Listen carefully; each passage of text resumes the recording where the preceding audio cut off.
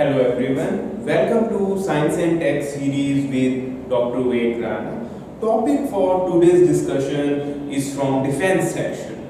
Since prelim is just a couple of weeks away, we'll be revising today the ASAT. ASAT we all know is anti-satellite test and it was recently in news.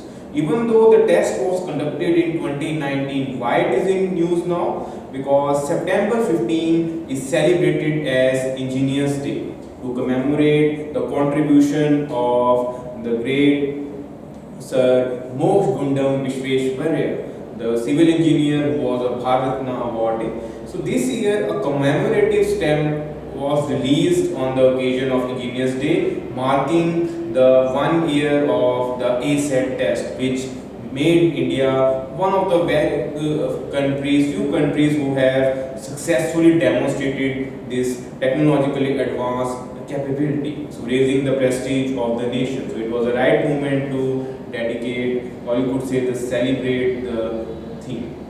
So let's just decode what exactly is an ASAT and what all you should cover in it. So first of all, this when on 27 March 2019 at the Wheeler Island, a missile interceptor to be precise was used to shoot down a satellite.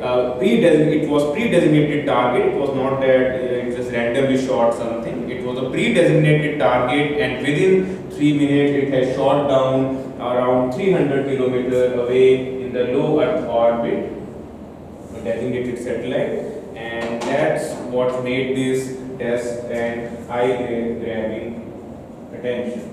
So this mission was described as Mission Shakti. So the code name for this was Mission Shakti because it gave a new zest or power to our defense authorities, and the test was carried out by DRDO, Defense Research Development Organization.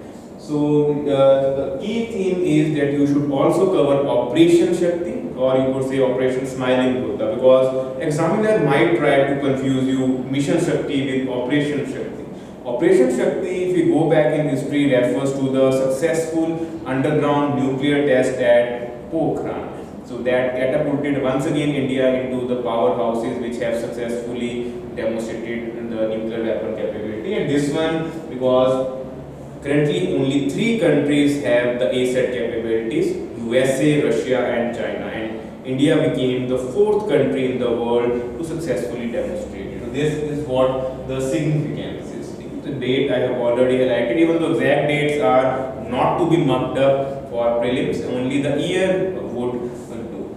Now when we conducted this test, there was a lot of controversy because there are 2 types of anti-satellites. One are kinetic and the other one are non-kinetic.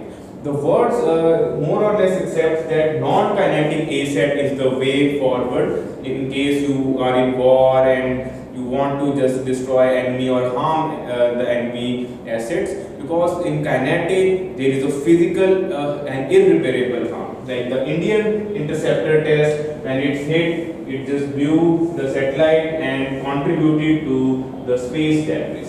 And when space debris is there in low Earth orbit, it poses a risk to the International Space Station or any other upcoming mission. So make sure that the kinetic ones, India has, if they go into the specific, they might ask whether India tested kinetic one or non-kinetic one. So ours stands in the kinetic one. In non-kinetic, it's mainly related to the technological advances like frequency jamming of the satellite or using lasers to stop. So that's another way to go about it. DRDO has already initiated projects on that theme as well.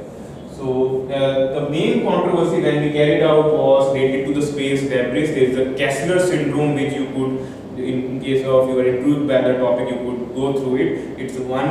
It's a cascading mechanism in which one space debris might result in a collision which may trigger a set of collisions, and eventually it could be quite a destructive one. But when we tested it, we had assured the authorities that this is not going to result in some any destructive angle, and within 60-70 days the debris would subside with the friction. So that exactly what happened. And it's not that we did something against the laws, India is signatory to 1967 Outer Space Treaty, which forbids deployment of weapons of mass destruction in space. Ordinary weapons, there is no such bar. So, this was not some mass destruction weapon or carrying some nuclear warhead. It was an ordinary weapon which was used for hitting our own satellite, which has become defunct after 10-15 years shelf life. So important thing is to just revise the mission Shakti, the highlights of this mission, kinetic, non-kinetic division, what all countries have successfully demonstrated, and additional topic would be just go through the interceptor missiles as well as the conventional missiles which India has in its arsenal, the IGM-DP program and other ballistic and cruise missiles. So I hope it just refresh your memories regarding Mission Shakti, or all those who have attended the class lectures what this mission is all about. Because this is one of the mission in which you can say that it's a collaborative project between DRDO, ISRO, because the satellites form the part of ISRO. And hopefully the next target or upgraded version could be, because this was in low Earth orbit, polar orbit, but eventually we could also aim for higher orbits like in the geosynchronous or stationary, where more technological or technical assets like communication satellites are placed. So this is all we have in today's lecture. I hope it was useful for your revision. Thank you very much.